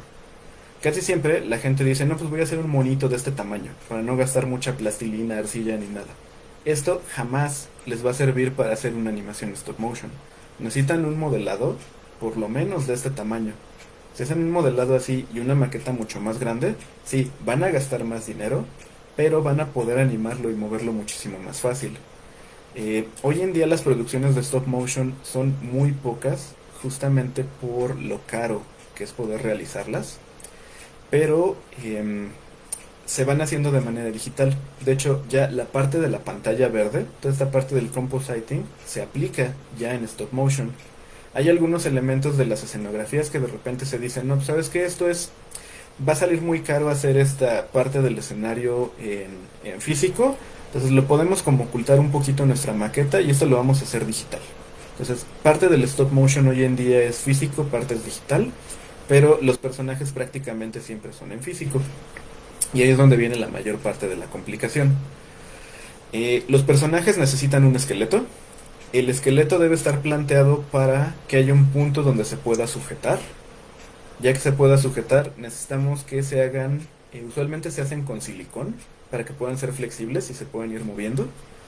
Y ya que se tiene eso, se ponen en su atril, etcétera, y se va haciendo la animación cuadro a cuadro. Pero es lo mismo. Si quieren una animación muy fluida, tenemos un movimiento así, otro así, así, así, así, así.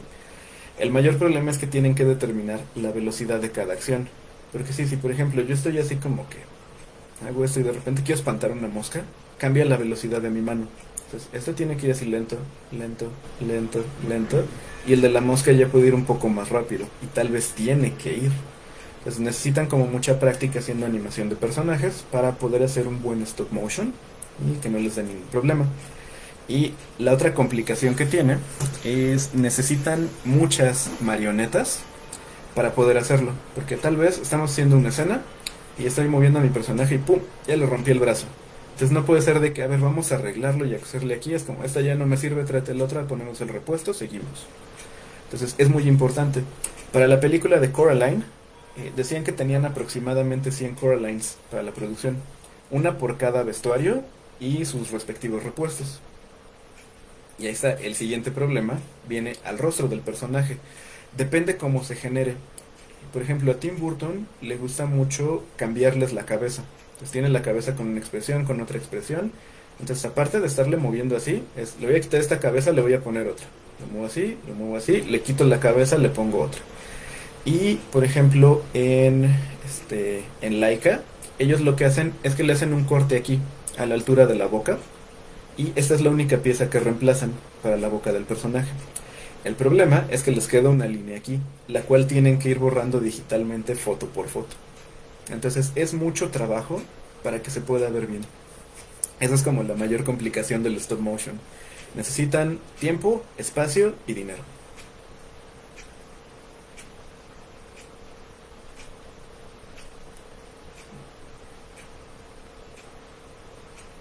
¿Sí?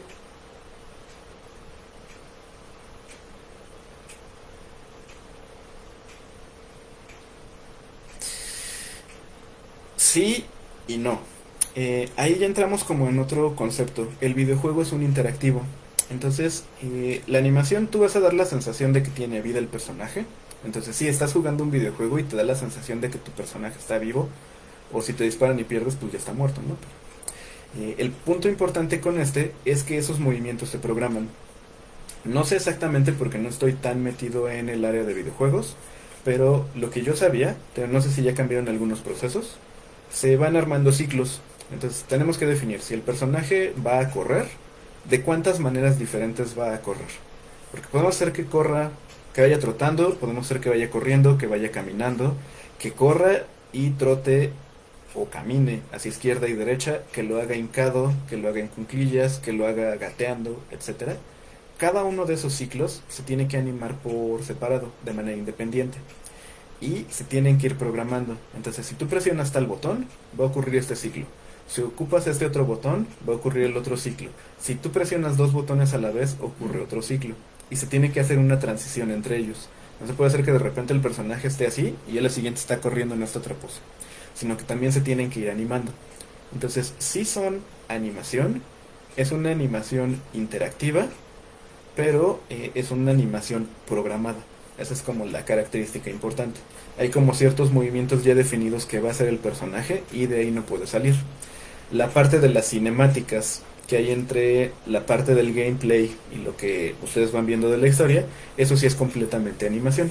Entonces realmente lo que cambia un poco es el proceso y la manera en cómo se presenta, pero de alguna manera sí podríamos decir que es animación.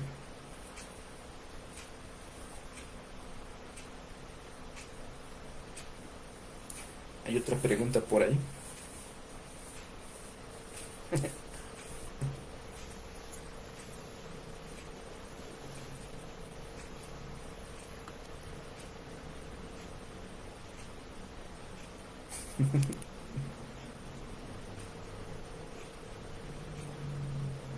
Ujú.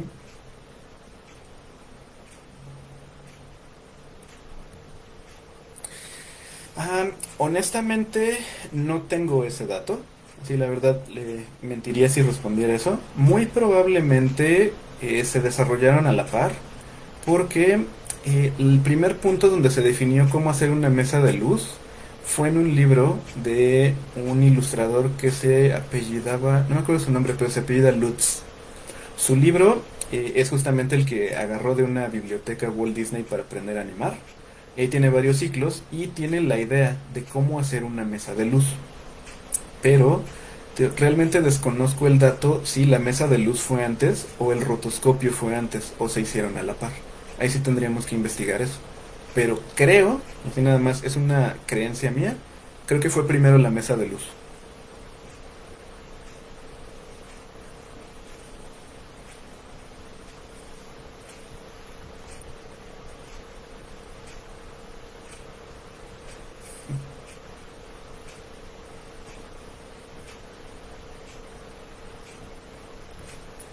Uy, esa es una muy buena pregunta. Antes que otra cosa, yo creo que conocer primero sus habilidades para que ustedes definan. No, yo soy bueno haciendo 3D. Yo soy bueno haciendo stop motion. Yo soy bueno tomando fotografías. Yo soy bueno dibujando, etcétera. Entonces, primero, ese es como el primer punto. Tal vez yo soy muy bueno dibujando, pero no sé nada de 3D. Entonces, si me aviento a hacer una animación 3D, me voy a complicar muchísimo. Si yo, por ejemplo, no sé animar bien o no me quedan tan exactos los personajes, pues me va a dar otro problema también muy grande. Y el otro detalle es, tal vez yo sí soy muy bueno haciendo 3D, pero tengo una laptop que tiene 2 gigas de RAM, tiene un procesador Pentium y no tiene tarjeta de video. Entonces yo nada más voy a instalar Maya, le voy a dar doble clic al archivo y voy a explotar mi computadora. Entonces ese es otro pequeño inconveniente.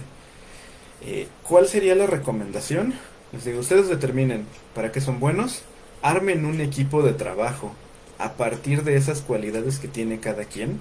No necesariamente de que, no, pues es que él es mi amigo y pues me voy con él. Entonces pueden decir, no, es que mira, él es muy bueno diseñando personajes y ella es muy buena haciendo la animación de los personajes. Él es muy bueno haciendo la composición final y ella sabe mucho de fotografía. Entonces ahí podemos ver como ciertas cualidades para armar un equipo de trabajo, poder dar áreas específicas a cada quien y que se pueda hacer el proyecto en conjunto, cada quien aportando un poquito más de su área. Y por si se lo preguntan, sí, todas las áreas son importantes. Incluso en animación 2D tenemos el área de fotografía, porque se tienen que definir encuadres, composición visual.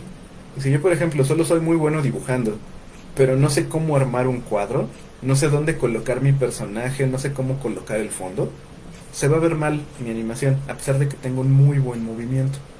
Entonces creo que la parte importante es conocer las habilidades y lo que no es eh, tan hábil de cada quien, porque no podemos decir de que sea malo, probablemente se puede desarrollar más esa habilidad, pero conocerlas, ver diferentes tipos de habilidades, hacer un conjunto y determinar qué es lo que nos conviene.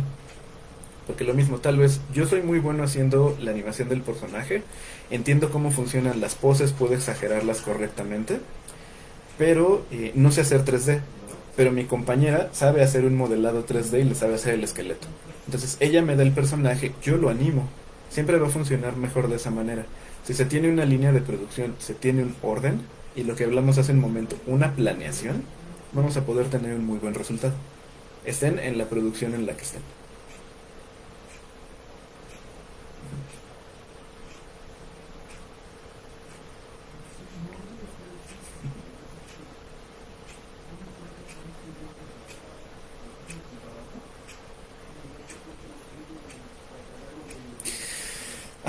Principalmente es como, piénsalo de esta manera, lo que está en primer plano, todavía en segundo plano, es información muy importante que necesita mucho detalle. El matte painting son ya objetos que van un poco más al fondo, que no necesitan tanto detalle. Quien quiera de ustedes que ya sepa un poco de animación o de 3D, sabe que hacer un objeto con volumen ocupa memoria de la computadora. Ponerle un material para cómo va a afectar con la luz ocupa más memoria. Ponerle una textura ocupa más memoria. Ponerle luz ocupa más memoria. Entonces, entre más objetos tengamos, nos va a dar ese problema. Si yo tengo una ciudad y tengo un edificio que apenas si se alcanza a ver hasta el fondo, pues no tiene caso que yo haga ese volumen, le empiece a hacer todo el proceso de texturización, de iluminación, porque ni siquiera se va a notar ese detalle. Entonces, normalmente los fondos que ya no son tan fáciles de hacer o tan rápidos y que no tienen tanto detalle, es la manera en cómo se aplican los matte paintings hoy en día. Casi todos ya se hacen de manera digital, ya son muy pocos los que se llegan a hacer de manera tradicional, pero ese es como el principal punto. Donde tengas menos detalle al fondo, lo haces con un matte painting.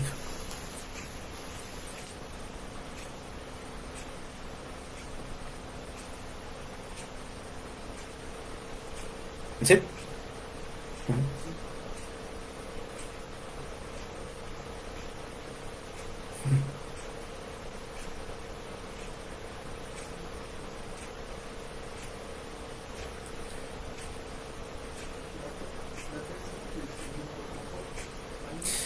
Yo creo que depende de la complejidad, de, como habíamos dicho, de lo económico y del riesgo que pueda llegar a hacerlo.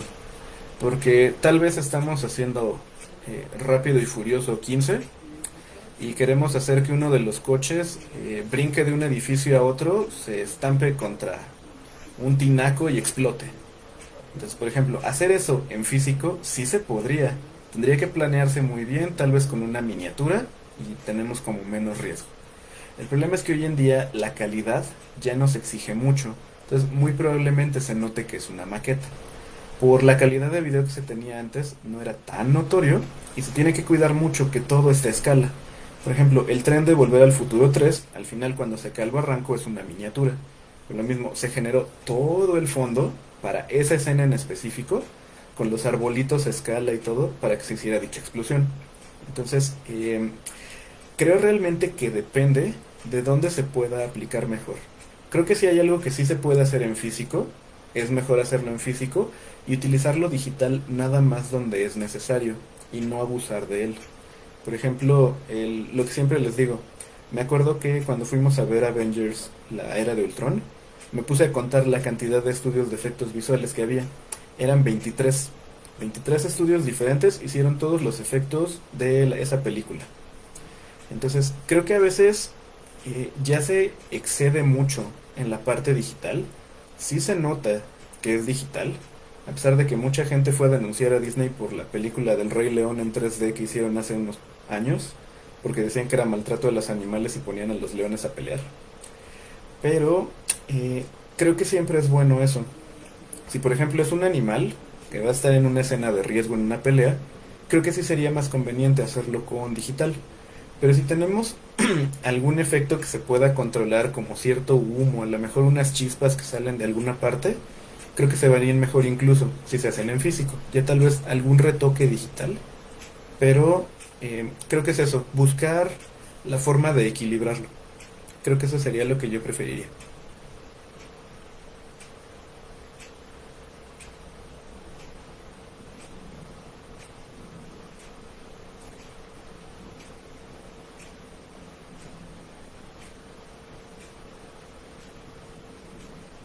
Yo sí te digo.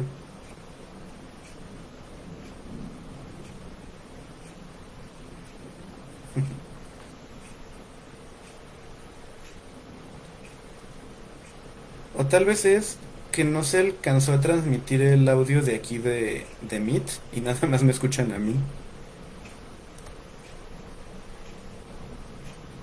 Tal vez. No, pero lo puedo abrir. Ya lo tengo.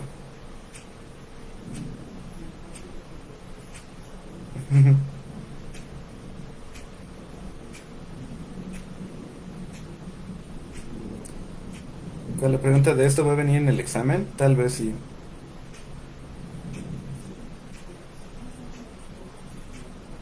Déjenme buscarlas.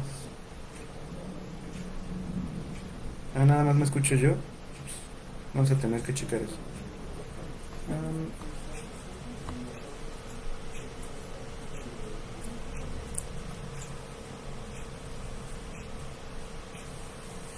sí, de hecho aquí ya las tengo. Aquí ya las pueden ir poniendo y ya las vamos respondiendo. Va, gracias. ¿Qué diferencia hay entre la película de Coraline y la película del extraño mundo de Jack?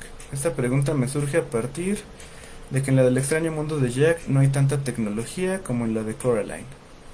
O sea, el primer punto importante es que hay, si no me equivoco, deben ser mínimo 10 años de diferencia entre una y otra. Las dos películas las dirigió Henry Selick, una la escribió Tim Burton, la otra la escribió Neil Gaiman. Pero creo que lo principal que hay es el desarrollo ya en la calidad de las técnicas de animación para los personajes y eh, los movimientos de cámara ya se implementaron más y algunos retoques que se pueden hacer. Ya se utilizaban más efectos visuales y efectos de video para mediados de los años 2000 que para mediados de los años 90. Creo que realmente esas vendrían a ser como las mayores diferencias. Tim Burton se encargó muchísimo de la producción de personajes y marionetas. De hecho, él iba a dirigir El extraño mundo de Jack, pero le preguntaron que si quería dirigir la segunda película de Batman, que era libre de hacer lo que quisiera. Probablemente yo también habría elegido hacer lo que quisiera en una película de Batman. Entonces, yo creo que apoyo su decisión. Y la segunda sí ya fue completamente Henry Selick. Él fue el que empezó a trabajar toda la producción, todo el diseño de personajes. Sí se parece mucho porque colaboran muchísimo ellos dos juntos. Entonces creo que la principal diferencia fue eso. En El extraño mundo de Jack estaba el toque, la mano de Tim Burton y en Coraline no lo estaba. Y el avance de la tecnología en ese par de años. Vamos a ver. Bien, otra. Es muy difícil crear un sistema para poder hacer captura de movimiento. Me refiero a que el actor va a usar para animación. Ok, va. El problema que hay al respecto de eso sí es algo caro porque se utilizan softwares ya preestablecidos. El que yo me acuerdo que yo llegué a utilizar se llamaba Blade. No me acuerdo cómo se llama el que desarrollaron ahorita. La empresa se llama Vicon. Es como una de las principales de elementos de captura de movimiento. Pero no recuerdo exactamente cómo se llama el software que tienen ahorita. Pero el sistema no es, entre comillas, tan complejo. Usualmente son como les decía, de 8 a, si no me equivoco, 48 cámaras en infrarrojo usualmente pueden ser. Y de hecho, muchos de ustedes probablemente tienen un sistema de captura de movimiento en su casa, si tienen un Kinect. El Kinect, tengo entendido que incluso hay una forma de conectarlo a su computadora y ustedes pueden hacer una captura de movimiento con su Xbox. Entonces, sí se puede hacer. El problema es como con qué calidad les va a resultar. Hay algunos sistemas que tienen, no sé si han visto algún detrás de cámaras o algo, que los actores de captura de movimiento tienen algo así como si fuera como una camarita aquí y tienen puntos en la cara. Y es justamente para ir detectando cada uno de los movimientos musculares y se pueden representar en el personaje. Entonces, más que complicado de hacer, es caro, porque de preferencia se utilizaría el software. Ese es como el detalle importante. Juan de la Peña, hola Juan. Entonces, ¿cómo considerar los efectos visuales dentro de la animación? ¿Son más bien un complemento? Sí, pudiéramos decir que sí. Los efectos visuales y los efectos especiales en general, el detalle que te va a dar es que tú tienes la posibilidad de ir mejorando ciertas cosas, hacer, como les decía, explosiones, humo, agua, que es como lo más común.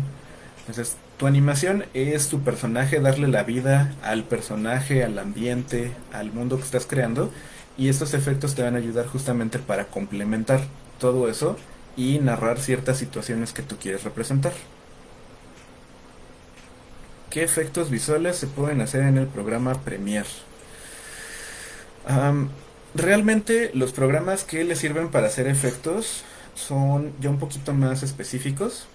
Por ejemplo, en el medio profesional a veces no es tan común, pero son las mismas bases. Pero se pueden hacer, por ejemplo, en Maya, se pueden hacer en Fusion, si no me equivoco, se pueden hacer en Nuke y varios programas ya que son específicos de postproducción.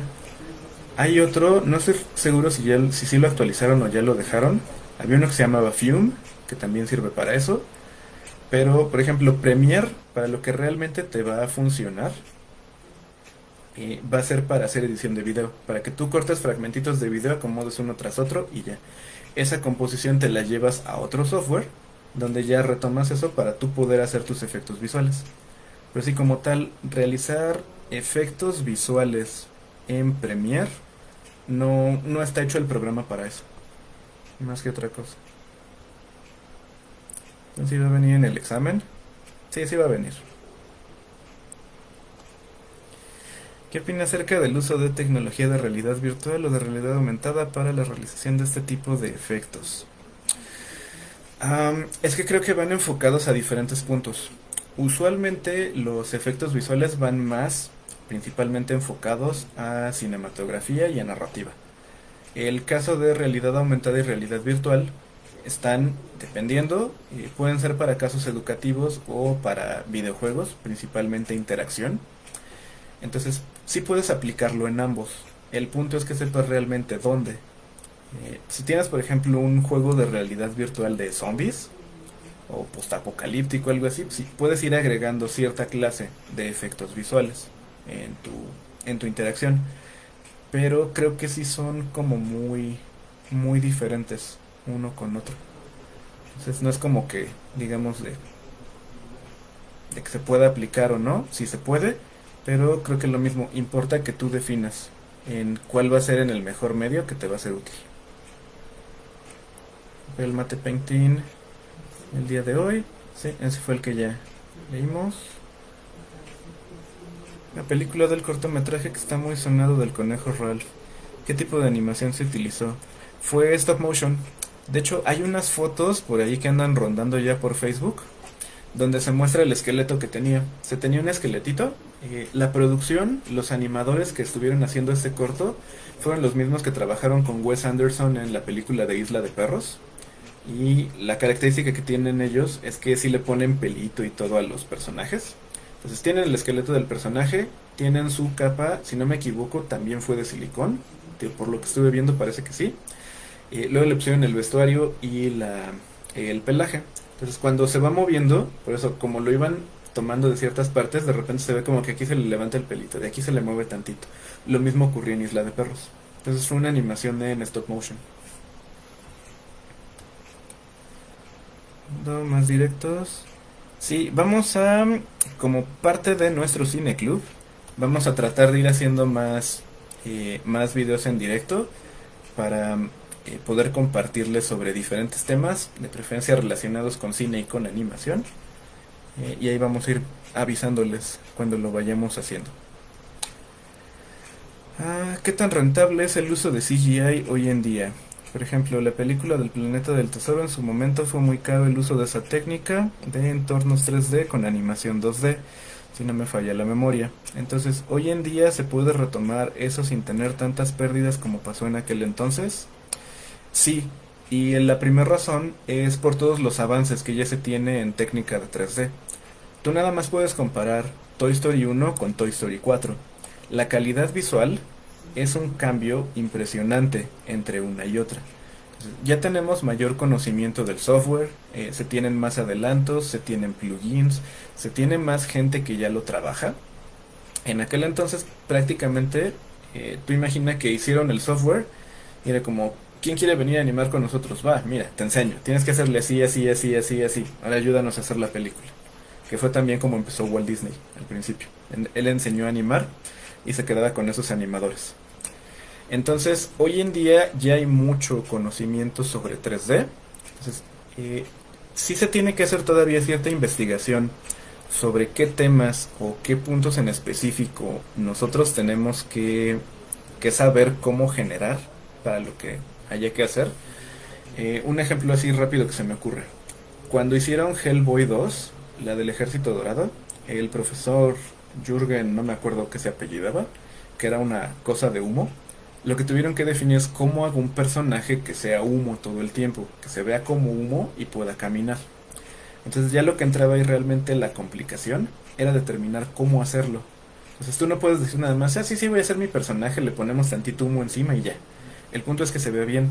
Ya sabían cómo hacer el personaje, ya sabían cómo hacer el humo, ya sabían cómo hacer el esqueleto, la animación, el render, etcétera, pero no sabían cómo fusionar ese humo con el personaje. Y esas creo que son las complicaciones que tenemos hoy en día, principalmente.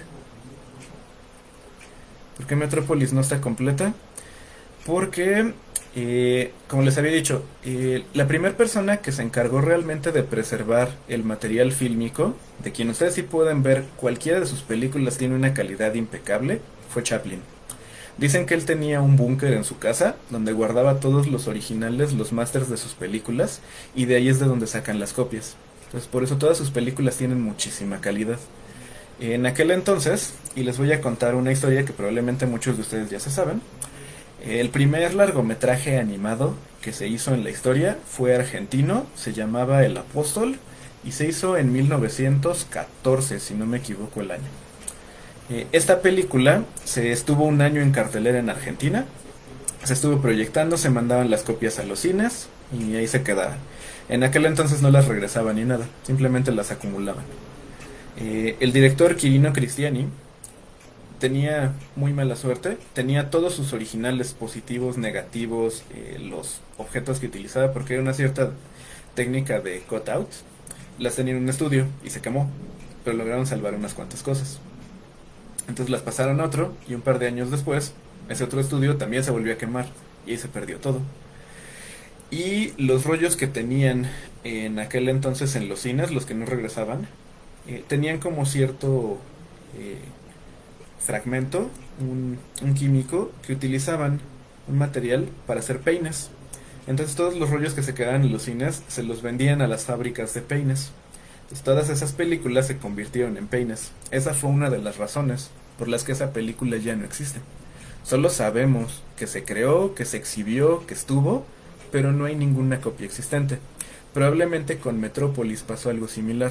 Se mandó a los cines, se empezaron a perder los rollos y nunca se les ocurrió recuperarlo hasta muchos años después.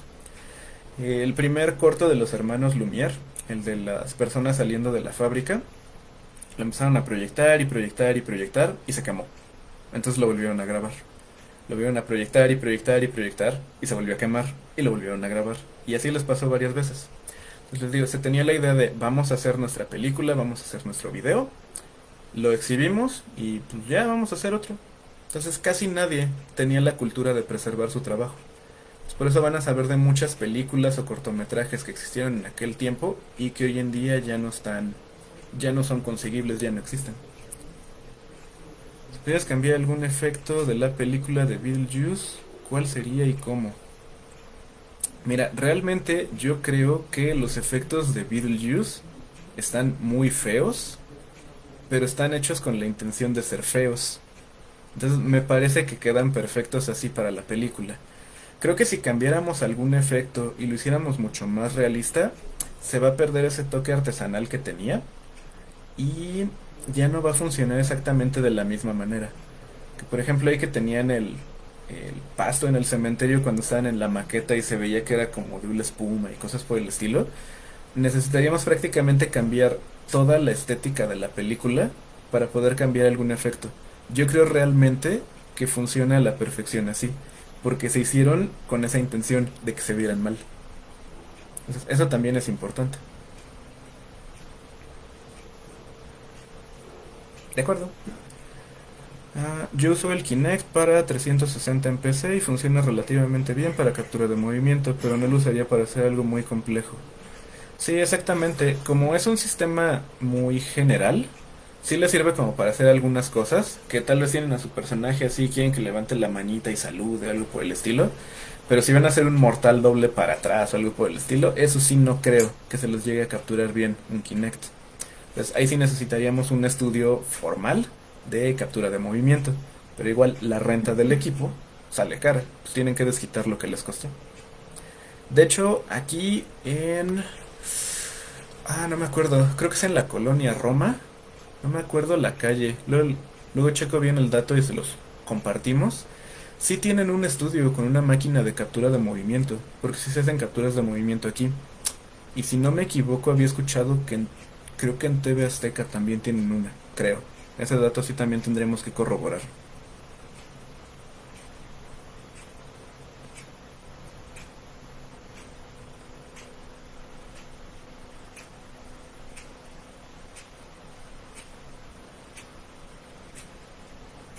Ok,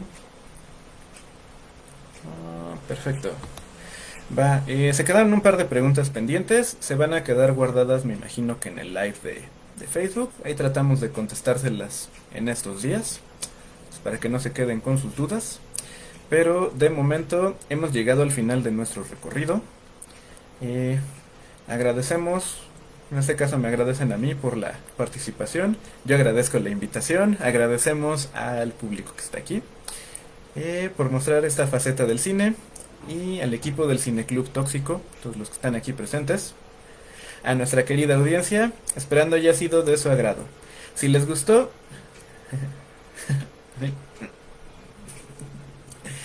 si les gustó este evento, denos un like y si gustan, acompáñenos en nuestras sesiones semanales de charla de películas. Les vamos a dejar la liga de acceso al evento de Facebook en el evento de Facebook en la descripción. Y hasta la vista, baby. Muchas gracias.